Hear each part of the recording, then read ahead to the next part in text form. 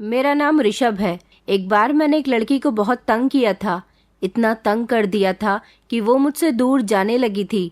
फिर एक दिन मुझे पता चला कि उसका रिश्ता उसके घर वालों ने कहीं और तय कर दिया। और सबसे हैरानी की बात ये थी कि उस लड़की ने शादी के लिए हाँ कर दी थी। मैं इस घमंड और गुरूर में रहता था कि वो सिर्फ मेरी है और मुझसे ही प्यार करती है, मगर मैं नहीं जानता था कि अब मैं क्या करने वाला हूँ। एक दिन जोश और गुस्से में आकर मैंने जो किया वो बहुत गलत था, क्योंकि मैंने उस लड़की के चेहरे पर एसिड डाल दिया था। एसिड डालने से उसका चेहरा जल गया और फिर काफ़ी दिनों तक वो लड़की मुझे नज़र नहीं आई थी। उस लड़की के साथ अपना बदला लेने के काफ़ी दिनों के बाद तक वो लड़की मुझे कहीं नज़र नहीं आई थी। मैं उसकी तलाश करता रहा, मगर उस दिन के बाद से ही मैं बहुत परेशान रहने लगा था। न जाने वो लड़की कहाँ चली गई थी, मगर फिर कुछ समय के बाद वो लड़की मेरे सामने आई और उसका चेहरा बड़ा ही डरावना था। वो अब सिर्फ मेरे सपनों में ही आने लगी थी, बल्कि हकीकत में भी मुझे दिखाई देने लगी थी, क्योंकि उस लड़की की आत्मा।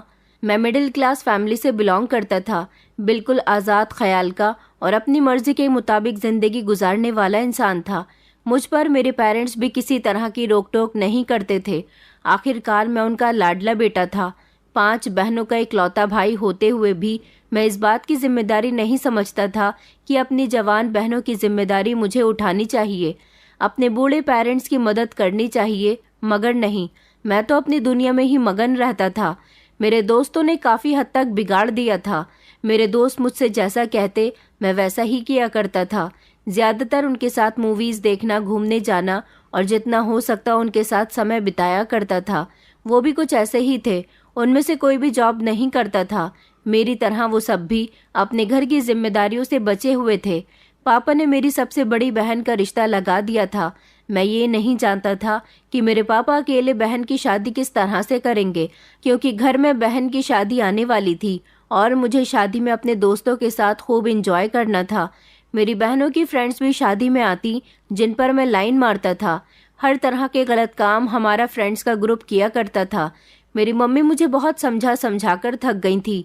कहती थी कि बेटा, ये सारे गलत काम छोड़ दो। जब तक तुम्हारे पापा जिंदा है तब तक तुम ये सब कर रहे हो, लेकिन जिस दिन तुम्हारे पापा इस दुनिया में ना रहे तुम ये सब कैसे करोगे? प्लीज़ संभल जाओ।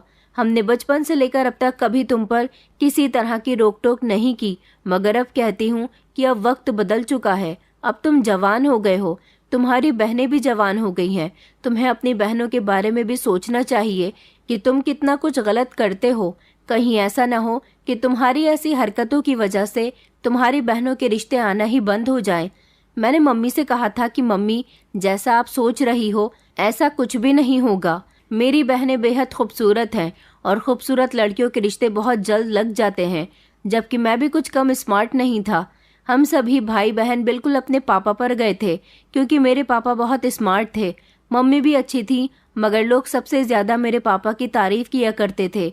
पापा इतने बच्चों के पिता होते हुए भी ज़्यादा उम्र के नहीं लगते थे। मेरे पापा बहुत मेहनती थे।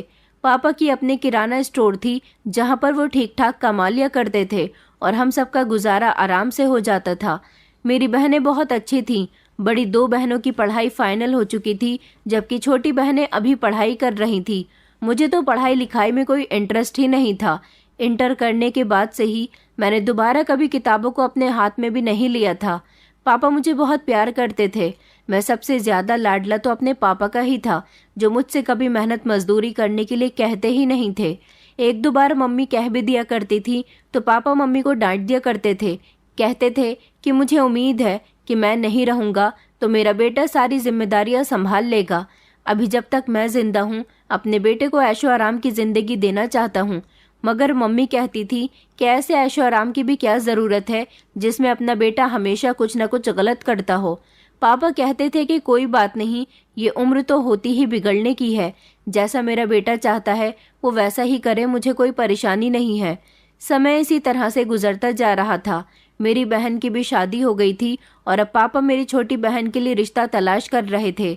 सुबह के टाइम पर हम सारे फ्रेंड्स कॉलेज के बाहर जाकर खड़े हो जाते थे, क्योंकि कॉलेज से जो लड़कियां निकलती थीं हम उन लड़कियों को छेड़ते थे। ऐसा नहीं था कि हम लड़कियों को गंदी नज़र से देखते थे, मगर लड़कियों को छेड़ना, उनको तंग करना हमारी आदत बन गई थी। लड़कियां जब हमसे डरती थीं और बच बच कर चलती थीं तो ये सब कुछ हमें बहुत अच्छा लगता था। मैं भी अपने लफंगे दोस्तों के साथ उनका पूरा साथ दिया करता था, बल्कि मैं उनका लीडर बन गया था। एक दिन मुझे कॉलेज से निकलते हुए एक लड़की बहुत पसंद आ गई थी, जो कॉलेज से छुट्टी पर अपने घर के रास्ते की तरफ जा रही थी। मेरे दोस्त उसे छेड़ने लगे थे जब मैंने उन लोगों को इशारा करके रोक दिया। न जाने क्यों उसके चेहरे पर मेरी नज़र टिक कर रह गई थी। वो बेहद खूबसूरत थी, उसकी उम्र भी बहुत कम थी। मुझे वो लड़की बहुत पसंद आई थी। उसी दिन से मैंने उस लड़की को फॉलो करना शुरू कर दिया था। जब जब वो कॉलेज से निकलती, मेरे दोस्त उसे छेड़ने की कोशिश करते थे, मगर मैं उन लोगों से साफ कह दिया करता था कि इस लड़की पर नज़र उठाकर भी मत देखना। मेरे दोस्त समझ गए थे कि मैं उसे पसंद करने लगा हूँ। आखिरकार पहली बार ऐसा हुआ था कि किसी लड़की पर मेरा मन टिक गया था। जब रात के समय मैं अपने कमरे में लेटा था तो बार बार उसका चेहरा मेरी आंखों के सामने आ रहा था। उसका चेहरा बहुत मासूम था। मैंने सोच लिया था कि मैं इसे अपनी ज़िंदगी में शामिल करके रहूँगा, मैं इसे प्रपोज करके रहूँगा। अगले दिन जब वो मुझे मिली तो मैंने उसे आवाज़ लगाई, मगर उसने पलटकर मुझे देखा ही नहीं। मैं उसका नाम तो नहीं जानता था, मगर उसके पीछे पीछे गया।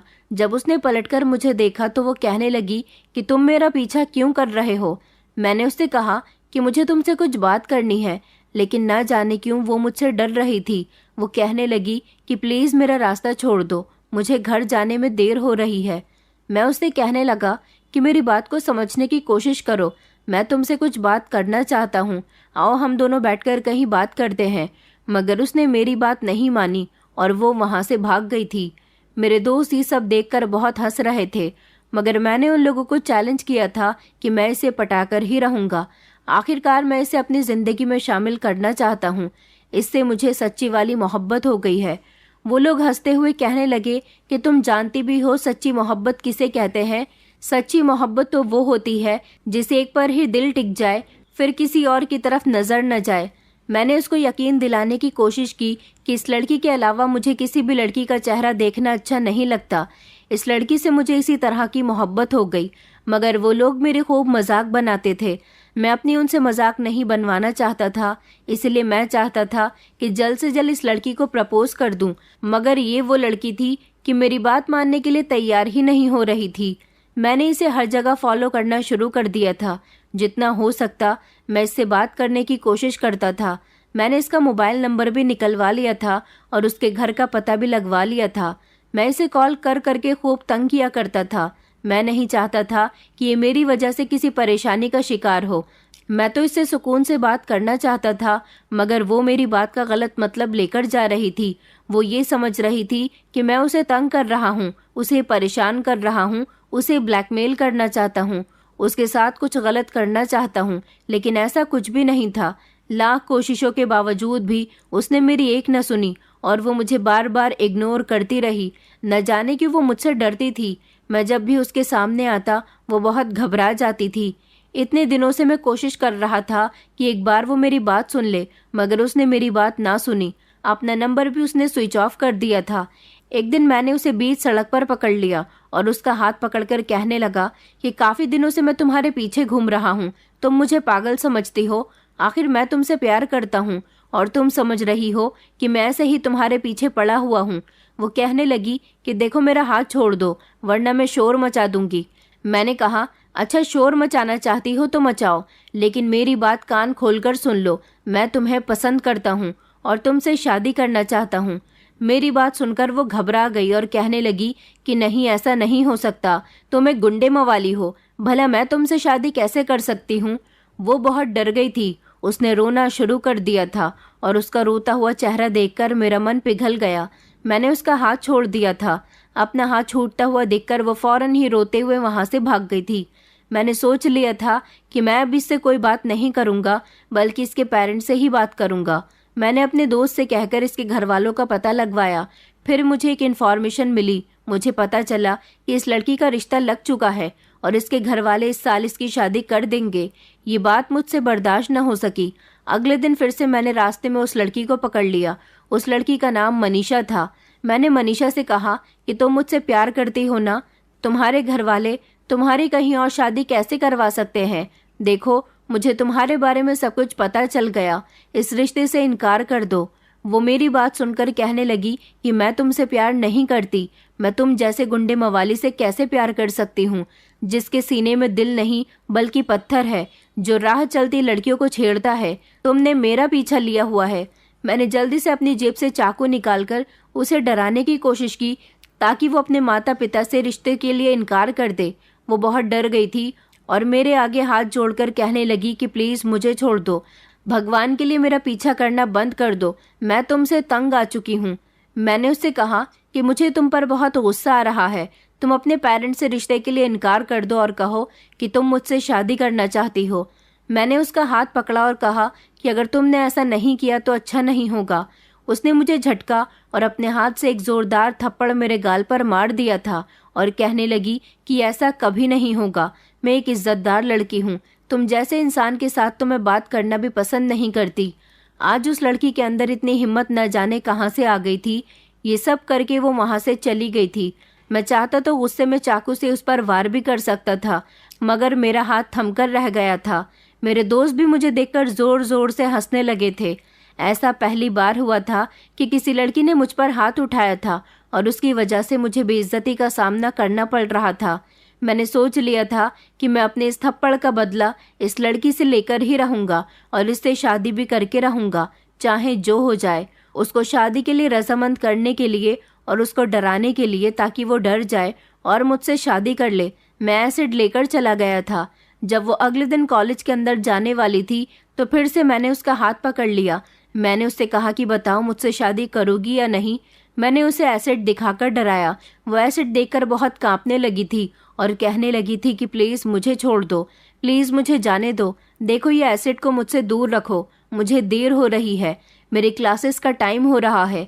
मैंने उससे कहा कि तुम मेरी बात का जवाब दे दो, मैं तुम्हें छोड़ दूंगा, बताओ मुझसे शादी करोगी या नहीं। वो रो रही थी और बार बार मुझसे कह रही थी कि प्लीज़ मुझे छोड़ दो, लेकिन मैंने उसकी एक न सुनी। फिर जब वो मुझसे तंग आ गई तो उसने कहा कि तुम बहुत ही घटिया इंसान हो, भगवान कभी तुम्हें माफ़ नहीं करेगा। पता नहीं तुम्हारे माता पिता ने तुम्हें क्या सिखाया है। ज़रूर तुम्हारे माता पिता भी तुम्हारे जैसे ही बिगड़े हुए लोग होंगे, तभी तो उनकी औलाद ऐसी है। ये सुनकर मुझे बेहद गुस्सा आ गया। मैं नहीं चाहता था कि मैं उस लड़की पर एसिड डालूं। मैं तो एसिड सिर्फ उसे डराने के लिए लेकर आया था, मगर मैं अपने गुस्से को कंट्रोल न कर सका और जो मेरे हाथ में एसिड की बोतल थी वो मैंने उसके चेहरे पर डाली तो झट से उसने अपना चेहरा फेर लिया था और अपने हाथों से ढक लिया था, मगर उसके चेहरे पर एसिड काफ़ी हद तक आ गया था। सुबह सुबह का समय था। जब उसके चिल्लाने से आसपास के लोग मेरी तरफ मुझे पकड़ने के लिए भागे तो मैंने जल्दी से उसका हाथ छोड़ दिया और एसिड की बोतल ज़मीन पर फेंककर मैं अपनी गाड़ी पर बैठकर अपने घर को वापस आ गया था। उसे मैं गंभीर हालत में ही छोड़ आया था। उसके बाद मैं नहीं जानता था कि उसके साथ क्या हुआ, मगर न जाने क्यों उसके साथ ही सब कुछ करके मैं बहुत उदास हो गया था। मेरे दिल को बिल्कुल भी सुकून नहीं मिल रहा था। किसी किसी समय मैं ये भी सोचता था कि मैं उससे अपना बदला ले चुका हूँ, लेकिन किसी समय ये भी सोचता था कि मैंने उसके साथ ये सब क्यों किया। उस बेचारी का चेहरा मेरी वजह से जल गया। ये सब सोचते सोचते मेरा दिमाग खराब हो गया था। मैं भले ही काफ़ी सारी गलतियाँ करता था, मैंने अपने आप को गुंडा बना लिया था, मगर मैंने कभी किसी पर जानलेवा हमला नहीं किया था। कई दिन इसी तरह से गुजर गए थे। मैं उसके कॉलेज की तरफ भटका भी नहीं था कि कहीं कोई मुझे पकड़ न ले। कुछ दिन ही गुजरे थे कि मैं अपने दोस्तों के साथ बातें कर रहा था, जब अचानक से मेरी बहन की कॉल आई और वो कहने लगी कि भैया जल्दी से मेरे कॉलेज आ जाओ, कुछ लड़के मुझे बहुत तंग कर रहे हैं। मैं अपने दोस्तों के साथ भागता हुआ अपनी बहन के कॉलेज गया था। मैंने देखा था कि मेरी बहन फूट फूट कर रो रही थी। वो मेरे गले से लग गई और कहने लगी कि भैया कुछ लड़कों ने मेरी इज्जत खराब करने की कोशिश की। मैं क्लासरूम में थी जब उन्होंने मुझे क्लासरूम के अंदर ही बंद कर लिया था। मैं बड़ी मुश्किल से अपनी इज्जत बचाकर वहां से भाग आई हूँ। अपनी बहन की बात सुनकर मुझे गुस्सा तो बहुत आया था। मैंने उससे पूछा था कि मुझे बताओ वो लड़के कौन है, मगर वो लड़के उस समय कॉलेज से भाग चुके थे और कॉलेज की भी छुट्टी हो गई थी। मेरी बहन का रोना मुझसे देखा नहीं जा रहा था। वो ये सब होने की वजह से बेहद डर गई थी। उसे मैं घर लेकर आया तो घर के सब लोग भी बहुत परेशान हो गए थे। मम्मी पापा तो उन लड़कों को बहुत बुरा भला कह रहे थे जिन्होंने मेरी बहन के साथ ये सब किया था, मगर ना जाने क्यों मम्मी पापा की बातों से मुझे ऐसा लग रहा था जैसे वो मुझे भी बुरा भला कह रहे हैं। अब मुझे रियलाइज हुआ था कि मैंने भी तो एक दिन एक लड़की को इसी तरह से तंग किया था, यहाँ तक कि मैंने तो उसका चेहरा भी जला दिया। मैं बहुत परेशान रहने लगा था। मुझे मेरी गलती का धीरे धीरे एहसास होने लगा था। मैंने उस लड़की को तलाश करना शुरू कर दिया, मगर वो मुझे कहीं नहीं मिली थी। काफी दिन इसी तरह से गुजर गए थे। मेरे दोस्त मुझे बुलाने के लिए आते थे, मगर मैं अब अपने दोस्तों के साथ भी नहीं जाने लगा था, क्योंकि जब रात को मैं सोता था तो वो लड़की मेरे सपनों में आती थी और मुझसे कहती थी कि मैं तुमसे बदला ज़रूर लूँगी, तुमने मेरे साथ बहुत गलत किया। मनीषा के साथ गलत तो मैंने सच में बहुत किया था।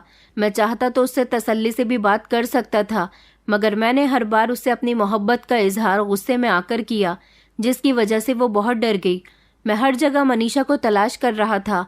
उसके घर भी गया था, मगर उसके घर पर भी ताला लगा हुआ था। उसके नंबर को बार बार ट्राई कर रहा था, लेकिन उसका नंबर भी स्विच ऑफ जा रहा था। न जाने उसकी फैमिली कहाँ चली गई थी। इस बारे में कुछ पता ही नहीं चल सका था। मैं मनीषा के हालचाल जानना चाहता था। मैं उसके बारे में जानने के लिए बेहद बेचैन हो रहा था। न जाने क्यों मेरा दिल उसके लिए इतना बेचैन था। मैंने अब अपने दोस्तों के साथ उठना बैठना भी बंद कर दिया था, क्योंकि मुझे अब अपने दोस्तों का साथ पसंद नहीं आ रहा था। मेरे बिहेवियर में काफ़ी चेंजेस आ गए थे। मुझे कुछ अच्छा नहीं लगता था। मम्मी पापा पूछते थे कि तुम इतना खामोश क्यों रहने लगे हो, तो मैं उनसे कहता कि अब मेरा कुछ भी करने का मन नहीं लगता। मन नहीं करता कि मैं किसी से बात करूं। मम्मी पापा कहते थे कि तुम्हारी तबीयत ठीक नहीं है, तुम्हें डॉक्टर के पास जाना चाहिए। मगर मैं उन्हें क्या बताता कि मेरे दिमाग पर और मेरे दिल पर एक अजीब सा बोझ था, जो सिर्फ मनीषा की वजह से था। न जाने क्यों मनीषा मेरे सपने में आती थी। मुझे बहुत डर लगने लगा था। मैं कुछ भी करके मनीषा से मिलना चाहता था, लेकिन वो मुझे नहीं मिल सकी। मैं काफ़ी हद तक बदल चुका था। मेरे दोस्तों से मैंने दोस्ती ख़त्म कर दी थी। मम्मी मुझे बहुत समझाती थी, लेकिन मम्मी की हर समझाई हुई बात पर अब मैंने ध्यान देना शुरू कर दिया था। पापा के किराना स्टोर पर मैं पापा के साथ काम में हाथ बटाया करता था और हर आने जाने वाली लड़की पर नज़र रखता था कि कहीं वो मनीषा तो नहीं। मुझसे बड़ी मेरी सारी बहनों की शादी अब हो चुकी थी। अब सिर्फ मेरी एक ही छोटी बहन रह गई थी, जिसकी उम्र अभी शादी की नहीं थी। मम्मी पापा चाहते थे कि अब वो मेरी भी शादी कर दे, इसलिए वो मेरे लिए लड़की तलाश करने लगे थे। पूरे 5 साल गुजर जाने के बाद मनीषा का ध्यान धीरे धीरे मेरे दिमाग से निकलने लगा था, लेकिन मैं पूरी तरह से बदल गया, एक अच्छे और शरीफ इंसान की तरह। मम्मी पापा मेरे लिए लड़की तलाश कर रहे थे, मगर मैं अभी शादी से इनकार कर रहा था। लेकिन उन लोगों ने मेरी एक न सुनी और फिर फाइनली मम्मी को मेरे लिए एक ऐसी लड़की मिल गई थी जिसकी उनको तलाश थी। अब ना जाने क्यों मुझे लड़कियों में कोई इंटरेस्ट नहीं था। मैं लड़कियों के पीछे नहीं भागता था। अगर मेरी आंखों को किसी लड़की की तलाश थी तो वो सिर्फ मनीषा थी। इस बात को काफ़ी साल गुजर गए थे, मगर कभी कभी मेरा ध्यान मनीषा की तरफ चला ही जाता था। मम्मी को मेरे लिए जो लड़की पसंद आ गई थी, उस लड़की का फ़ोटो उन्होंने मुझे दिखाया था। मैं जानता था कि मेरे पेरेंट्स ने जो लड़की मेरे लिए पसंद की होगी वो अच्छी ही होगी, और ऐसा ही हुआ था, क्योंकि जब मैंने फ़ोटो देखा तो लड़की बेहद खूबसूरत थी। मम्मी पापा ने मुझसे मेरी मर्ज़ी पूछी थी, लेकिन मैंने उनसे कह दिया था कि मेरी मर्ज़ी वही है जो आपकी मर्ज़ी है। अपने बेटे को पूरी तरह से बदलता हुआ देखकर सबसे ज़्यादा खुशी मेरी मम्मी को हुई थी। अब तो मैं अपनी बहनों का भी रखवाला बन गया था। मेरी बहनें कहीं घर से बाहर जाती तो मैं उनके साथ साथ जाता था। मुझे इस बात का एहसास होने लगा था कि अपने पास्ट में जो मैंने किया है वो बिल्कुल गलत था। अपनी ज़िंदगी का एक लंबा हिस्सा मैंने अय्याशियों में गुजार दिया था। अगर मैं पढ़ लिख कर कुछ बन जाता तो शायद आज वो मेरे बहुत काम आता। मैं अपने पापा की किराना की दुकान पर बैठकर मामूली से पैसे ना कमा रहा होता, बल्कि बड़े ऑफिस में जॉब करके अच्छी खासी सैलरी कमा रहा होता। लेकिन जैसा भाग्य में लिखा हुआ होता है, होना तो वही है। लड़की वालों ने मुझे पसंद कर लिया था। मेरे घर वालों को भी लड़की पसंद आ गई थी। मेरा रिश्ता सौम्या नाम की लड़की के साथ तय हो गया था।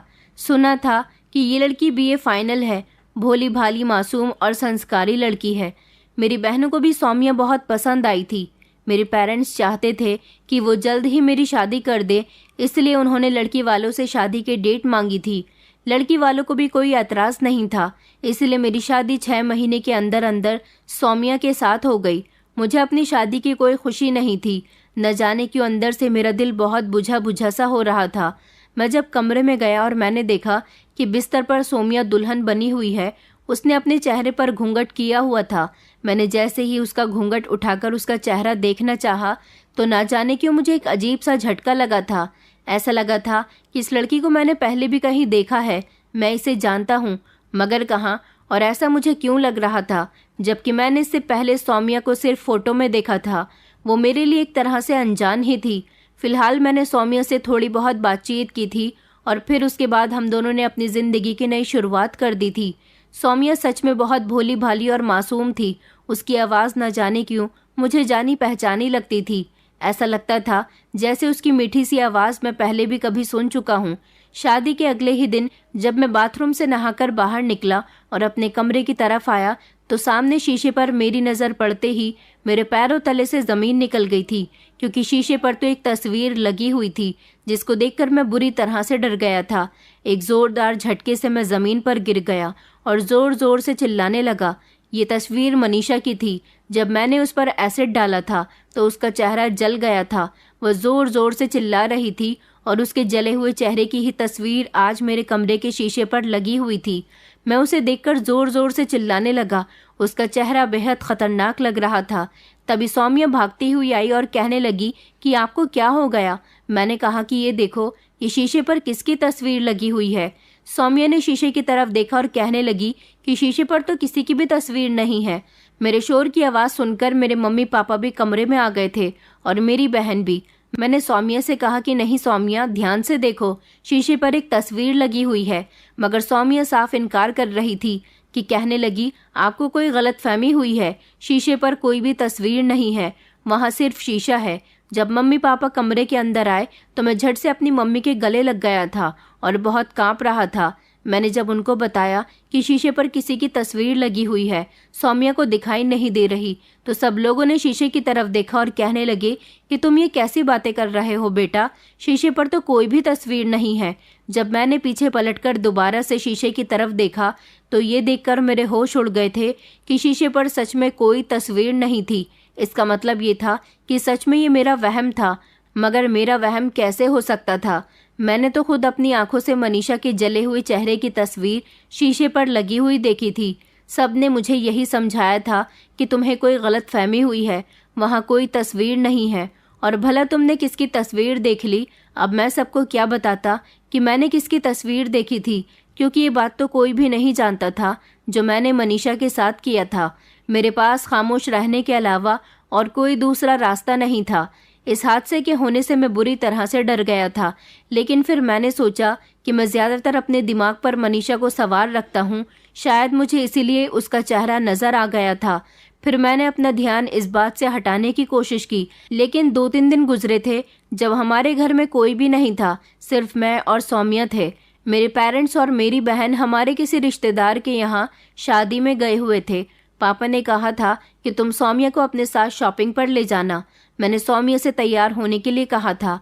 हम दोनों घर से निकलने ही वाले थे जब मैं अपना मोबाइल कमरे के अंदर भूल गया था। सौम्या बाहर मेरी बाइक के पास खड़ी हुई मेरा इंतज़ार कर रही थी, लेकिन जैसे ही मैं अंदर गया तो मैंने ज़ोर ज़ोर से चिल्लाना शुरू कर दिया, क्योंकि कमरे के अंदर एसिड की बोतल रखी हुई थी और ज़मीन पर भी एसिड पड़ा हुआ था, जिसका धुआं पूरे कमरे में फैल रहा था। ये सब देखकर मैं बहुत डर गया था। मेरे चिल्लाने की आवाज़ सुनकर सौम्या घर के अंदर आई। मैंने उससे कहा कि सौम्या, ये एसिड यहाँ कहाँ से आया? इस एसिड से पूरे घर में धुआं फैल रहा है। एसिड का धुआं सांस के ज़रिए मुझे खूब महसूस हो रहा था, मगर सौम्या तो नॉर्मल सा बिहेव कर रही थी। सौम्या कहने लगी कि यहाँ तो कोई भी धुआं नहीं है, मुझे तो कोई धुआं नज़र नहीं आ रहा और ना ही कोई एसिड नज़र आ रहा है। मैं अपनी आंखों से देखी हुई चीज़ को झुटला कैसे सकता था? मेरे कमरे में खूब धुआं था, ज़मीन पर ढेर सारा एसिड पड़ा था, मगर लगातार सौम्या कह रही थी कि आपको वहम हुआ है, यहाँ पर कोई धुआं नहीं है और ना ही एसिड रखा हुआ है। मैंने उसे एसिड की रखी हुई बोतल दिखाई कि देखो, उधर बेड की तरफ मैंने एसिड की बोतल देखी थी। किसी ने हमारे कमरे में एसिड छिड़क दिया, लेकिन जब मैं बेड की तरफ गया तो ये देखकर दंग रह गया कि एसिड की बोतल अपनी जगह पर थी ही नहीं। अभी 2 मिनट पहले ही तो मैंने एसिड की बोतल को अपनी आंखों से देखा था। मेरी समझ नहीं आ रहा था कि ये सब मेरे साथ क्या हो रहा है, लेकिन मुझे लगातार कमरे से धुआं निकलता हुआ और एसिड की बदबू आ रही थी। सौम्या मुझे समझा बुझाकर और तसल्ली देकर अपने साथ शॉपिंग पर ले गई थी। मेरे दिमाग से एसिड वाली बात और वो मनीषा की फोटो वाली बात अभी तक नहीं निकली थी कि मेरे साथ एक और हादसा हो गया। जब सौम्या ने अपने लिए चूड़ियाँ खरीदी और मैंने अपने वॉलेट से 500 का नोट निकालकर दुकानदार को देना चाहा, तो मेरी नज़र नोट पर लिखे हुए शब्दों पर पड़ी। नोट पर पेन से मनीषा का नाम लिखा हुआ था। जब एक ही झटके में मेरे हाथ से नोट छूटकर जमीन पर गिर गया। ये सब देखकर मेरा शरीर थर थर कांपने लगा था। आखिरकार मेरे साथ ये सब क्यों हो रहा था? मेरे चेहरे पर पसीना आने लगा था। जब सौम्या ने मुझे ऐसे रिएक्शन देते हुए देखा तो उसकी नज़र जमीन पर पड़े हुए नोट पर गई। मैंने सौम्या से कहा कि सौम्या चलो यहाँ से, हमें चलना चाहिए। मगर सौम्या कहने लगी कि दुकानदार को पैसे तो दीजिए। मैंने कहा कि नहीं नहीं, पैसे ज़मीन से मत उठाना। मैं ज़बरदस्ती उसका हाथ पकड़कर उसे घर ले आया था। मुझे तेज़ का बुखार हो गया था। सौम्या कहने लगी कि आपकी तो तबीयत ठीक नहीं है, आखिर आपको क्या हो गया? ये तो सच में मैं खुद भी नहीं जानता था। सौम्या कहने लगी कि मैं अभी डॉक्टर को बुलाती हूँ, डॉक्टर आपको दवाई दे देंगे। मैंने कहा कि नहीं, डॉक्टर को मत बुलाओ, मेरा सर दर्द से फटा जा रहा था। मैंने कहा कि फर्स्ट एड बॉक्स में सर के दर्द की दवाई रखी हुई है, बस मुझे वही दे दो। मैं वो खाकर आराम करना चाहता हूँ और प्लीज़ कुछ देर के लिए मुझे अकेला छोड़ दो। सौम्या मुझे दवाई देकर कमरे से निकल गई थी। मैं नहीं चाहता था कि ये सब जो मेरे साथ हो रहा है वो सौम्या को पता चले। आखिरकार सौम्या मेरी पत्नी थी। उसे अगर मेरी पुरानी जिंदगी के बारे में पता चलता तो वो मेरे बारे में क्या सोचती, बल्कि वो तो मुझे छोड़कर भी जा सकती थी। 2 दिन तक मुझे लगातार बुखार आता रहा था। रात को मैं जब सोता तो मेरे सपने में मनीषा आती थी और रोते रोते कहती थी कि मैं तुमसे अपना बदला ज़रूर लूँगी, तुम्हें कभी माफ़ नहीं करूँगी। एक रात तो मैंने अपने सपने में देखा था कि मैं किसी बहुत बड़ी मुसीबत में फंसा हुआ हूँ, पूरी तरह से अकेला हूँ, चारों तरफ अंधेरा छाया हुआ है, मेरी मदद करने वाला कोई भी नहीं है और मुझे बहुत डर लग रहा है। मगर एक तरफ मुझे मनीषा खड़ी हुई दिखाई दी। मैंने मनीषा से मदद की गुहार लगाई। मनीषा धीरे धीरे मेरे करीब आई और फिर उसने मेरा चेहरा पकड़कर जैसे ही अपना चेहरा मेरे करीब किया तो ये देखकर मेरी आंखें फटी की फटी रह गई थी कि उसका चेहरा एसिड से बुरी तरह से जला हुआ था। इतना खतरनाक चेहरा था कि उसके चेहरे पर लगे हुए जख्म देखकर मैं बुरी तरह से कांप गया था और सोते ही सोते मैंने ज़ोर ज़ोर से चिल्लाना शुरू कर दिया था। मैं कह रहा था कि प्लीज़ मुझे छोड़ दो, प्लीज़ मुझे माफ़ कर दो, प्लीज़ मनीषा मुझे माफ़ कर दो। मेरे बराबर में ही सौम्या सो रही थी। जब वो मनीषा मनीषा कहते हुए मुझे देखकर घबरा गई और कहने लगी कि ऋषभ, आपको क्या हो गया? आखिर ये मनीषा कौन है? हमारी शादी को लगभग 1 महीना हो गया था और इस 1 महीने में ना जाने कितनी बार मेरी जुबान से मनीषा का नाम निकल चुका था, मगर हर बार मैं सौम्या से यही कहता था कि कुछ नहीं हुआ। ये सब कुछ जो मेरे साथ हो रहा था इसने मुझे पागल बना दिया था। मेरे घर वाले भी बहुत परेशान हैं। इसी तरह के सपने मुझे हर रोज़ आने लगे थे। मैं नहीं चाहता था कि फिर से मनीषा की बातें सौम्या को पता चले। मम्मी पापा भी मुझसे बार बार पूछते थे कि आखिर तुम्हें अचानक क्या हो जाता है, तुम क्यों मनीषा मनीषा चिल्लाने लगते हो, आखिर ये मनीषा कौन है? मैंने मम्मी पापा को सिर्फ इतना बताया था कि मेरी तबीयत ठीक नहीं रहती। मेरी ऐसी हालत देखकर मेरी बहन भी डर जाती थी, क्योंकि रोज़ रात को सपने में जब मनीषा आती तो मैं ज़ोर ज़ोर से चिल्लाने लगता था और सारे लोग सोते से उठ जाते थे। सौम्या मुझे संभालने की कोशिश करती थी। मेरी और सौम्या की शादी को अभी 1 महीना हुआ था, मगर अभी तक मैं सौम्या को पत्नी बनने का सुख नहीं दे सका था। उसके साथ कुछ भी ऐसा नहीं कर सका था जिससे उसे अच्छा लगे। न जाने क्यों मैं उस बेचारी के साथ इतना गलत कर रहा था। सौम्या बहुत अच्छी लड़की थी। मेरे पेरेंट्स के साथ और मेरी बहन के साथ बहुत अच्छे से रहती थी। मेरी भी सेवा करने में कोई कमी नहीं छोड़ती थी, मगर मैं उसको अभी कोई सुख नहीं दे पा रहा था। मैं समझ गया था कि मनीषा की आत्मा मुझे परेशान कर रही है और उसकी आत्मा कभी भी मुझे खुश नहीं देखना चाहती। अब हालात ऐसे बन गए थे कि मुझे सौम्या को ये सब कुछ बताना ही था, क्योंकि अब की बार मेरे साथ सबसे खतरनाक हादसा हुआ था जिससे मैं बहुत तंग आ गया था। आधी रात का समय था जब मैं सो रहा था और अचानक मुझे ऐसा लगा जैसे मेरे कान के बराबर में कोई ज़ोर ज़ोर से चीख रहा है और ये आवाज़ किसी और की नहीं बल्कि मनीषा की है। वो चिल्ला रही है कि प्लीज़ मेरे साथ ऐसा मत करो, मेरे चेहरे पर एसिड डालकर तुमने अच्छा नहीं किया, मुझे बहुत जलन हो रही है, प्लीज़ मुझे छोड़ दो, याद रखना मैं तुम्हें कभी माफ़ नहीं करूँगी। वो बहुत बुरी तरह से रो रही थी और ये सब कुछ कह रही थी। उसकी आवाज़ में एक अजीब सा दर्द था। ये आवाज़ें मेरे कान में चारों तरफ घूम रही थी। मेरी आंखें बंद थी मगर मैं उन आवाज़ों को बहुत अच्छी तरह से महसूस कर सकता था। जब सोते से अचानक मेरी एक ज़ोरदार चीख निकल गई। सौम्या ने मुझे संभालने की कोशिश की। उसने मुझे तसल्ली दी और वो बार बार कहने लगी कि आपको क्या हुआ है। मैं थर थर काँप रहा था। वो कहने लगी कि आपको डरने की ज़रूरत नहीं है, मैं आपके साथ हूँ। अब मुझसे ये सब कुछ बर्दाश्त नहीं हो रहा था, इसलिए मैं सौम्या के पैरों में गिर गया और उससे माफ़ी मांगने लगा।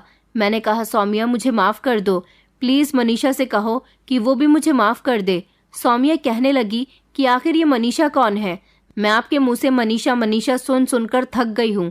मैं सौम्या के दोनों हाथ पकड़कर ज़ोर ज़ोर से रो रहा था। मैंने कहा, आज मैं तुम्हें सच बता ही देता हूँ, क्योंकि अब मैं तुमसे और ये बात नहीं छुपा सकता। दरअसल 5 साल पहले एक लड़की को मैं बहुत पसंद करता था। उस समय मैं बहुत बिगड़ा हुआ था। वो एक बेहद खूबसूरत लड़की थी जो अपने कॉलेज में पढ़ती थी। मैं उसे तंग किया करता था। मैं उसे प्यार करने लगा था, उससे शादी करना चाहता था, मगर उसके पेरेंट्स ने उसका रिश्ता कहीं और तय कर दिया। ये बात मुझसे बर्दाश्त न हो सकी।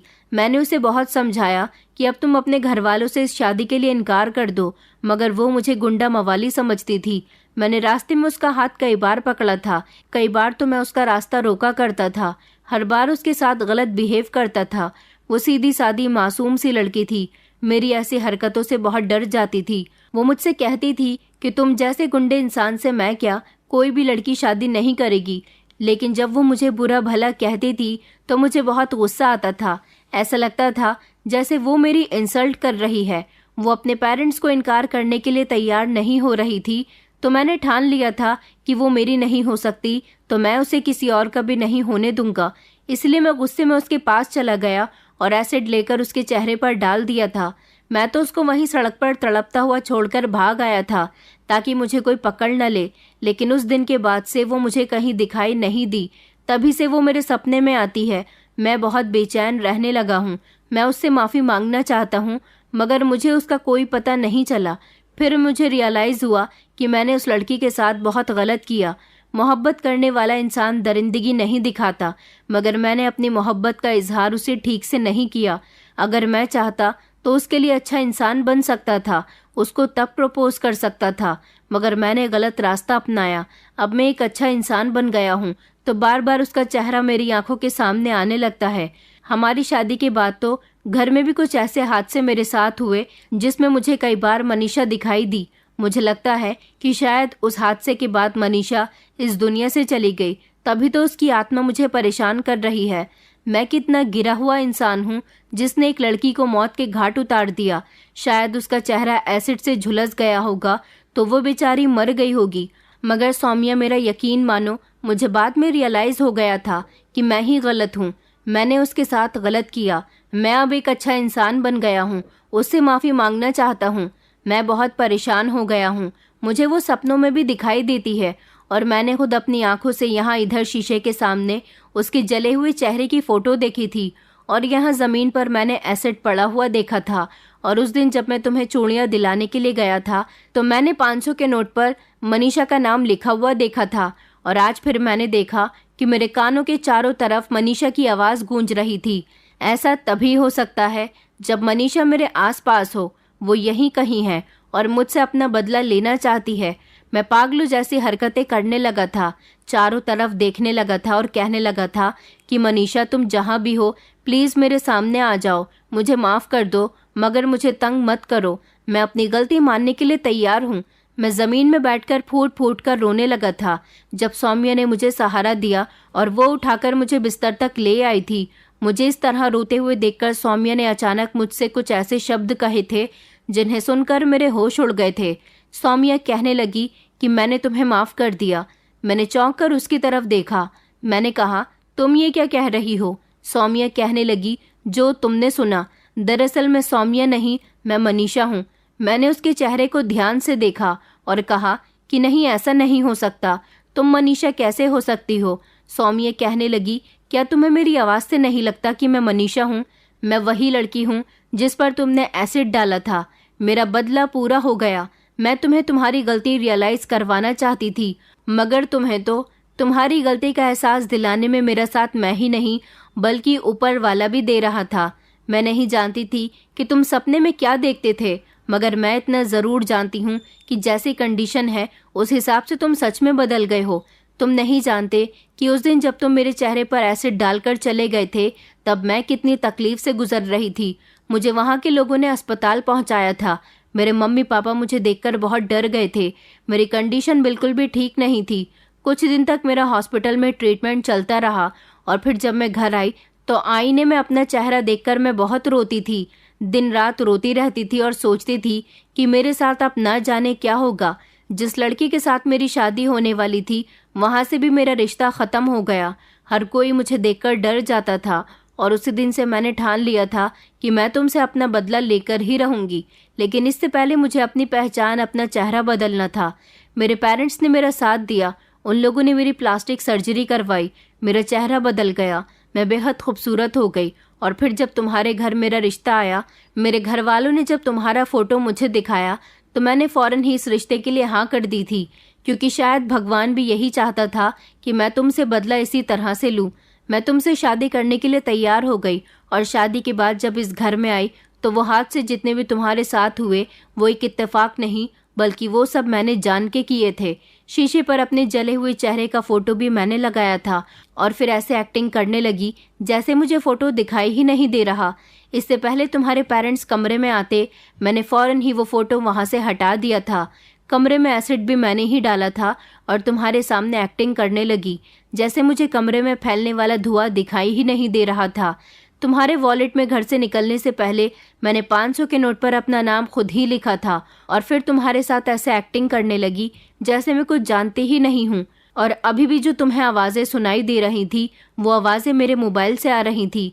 मनीषा ने अपना मोबाइल निकाला और अपने रोने की आवाज़ प्ले की। ये मनीषा के रोने की आवाज़ थी। उसने अपनी आवाज़ पहले से ही रिकॉर्ड की हुई थी। जब मैं सो रहा था तो उसने मेरे कान के बराबर में अपना मोबाइल रख दिया जिससे मुझे ये आवाज़ें आ रही थी। वो कहने लगी कि मैंने तुम्हें माफ़ कर दिया। शायद मैं तुम्हें इतनी जल्दी माफ़ ना करती, लेकिन जब मैंने शादी होने के बाद तुम्हारी ये हालत देखी तो मुझसे रहा नहीं गया और मैंने सोचा कि अब मुझे तुम्हें और नहीं सताना चाहिए, क्योंकि ऑलरेडी तुम काफ़ी परेशान हो चुके हो। मनीषा की सारी बातें सुनकर मैं उसके पैरों में गिर गया था और उससे कहने लगा था कि प्लीज़ मनीषा, मुझे माफ़ कर दो। मैं अपनी गलती पर बहुत शर्मिंदा हूँ। मैं पहले जैसा नहीं रहा। तुम जैसा कहोगी मैं वैसा करने के लिए तैयार हूँ, मगर प्लीज़ मुझे माफ़ कर दो और मुझे छोड़कर मत जाना। हम दोनों ये सारी बातें कर रहे थे। मेरी मम्मी दरवाजे पर खड़ी हुई ये सब कुछ सुन रही थी। मम्मी कमरे के अंदर आई और उन्होंने कहा कि बेटा, गलती तुम्हारी नहीं बल्कि गलती हमारी है। हमारे लाड प्यार ने तुम्हें कुछ ज़्यादा ही बिगाड़ दिया था। हम तो तुम्हें सुधार नहीं सके, मगर वक्त और हालात ने तुम्हें खुद ही सुधार दिया। लेकिन तुम सुधरे भी तब जब इस लड़की का चेहरा जल गया। मैंने मम्मी से कहा था कि आप बिल्कुल ठीक कहती थी, मुझे गलत काम नहीं करने चाहिए। मैं अपनी गलती पर बहुत शर्मिंदा हूँ। मैं हमेशा औरत की इज्जत करूँगा। मनीषा मुझे दिल से माफ़ कर चुकी थी। उसका चेहरा भले ही बदल चुका था, लेकिन जब मुझे पता चला कि वही मनीषा थी तो मैंने उससे कहा कि मैं तुम्हारे साथ रहना चाहता हूँ, तुम्हारा साथ कभी नहीं छोड़ना चाहता, सारी ज़िंदगी अपनी गलती सुधारना चाहता हूँ। मनीषा कहने लगी कि मैं भी तुम्हारे साथ रहना चाहती हूँ। मैं तो यहाँ तुमसे अपना बदला लेने आई थी, लेकिन जब मैंने देखा कि तुम एक अच्छे इंसान बन गए हो तो मैं तुम्हारी तरफ कायल होने लगी।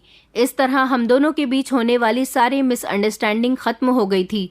लेकिन मैं आज भी अपनी गलती का पछतावा करता हूँ। मनीषा को बहुत खुश रखता हूँ, उसे किसी चीज़ की कमी नहीं होने देता। वो भी मेरे साथ एक खुशहाल ज़िंदगी गुजार रही है। शायद मुझे ज़िंदगी सबक न सिखाती तो मैं कभी बदल न सकता। घर में अपनी बहन होते हुए भी मैंने दूसरी लड़कियों को काफ़ी तंग किया। भगवान मुझे माफ़ करे। औरत की हमेशा इज्जत करनी चाहिए। उन मर्दों को तो खासकर औरतों और लड़कियों की इज्जत करनी चाहिए जिनकी बहन बेटियां घर में बैठी हुई हैं। दोस्तों उम्मीद करती हूँ आपको हमारी कहानी पसंद आई होगी। कहानी पसंद आई है तो वीडियो को लाइक करें, चैनल पर नए हैं तो चैनल को सब्सक्राइब करें और हाँ, नोटिफिकेशन बेल को ज़रूर दबाएं ताकि अगली अपडेट सबसे पहले आपको मिले।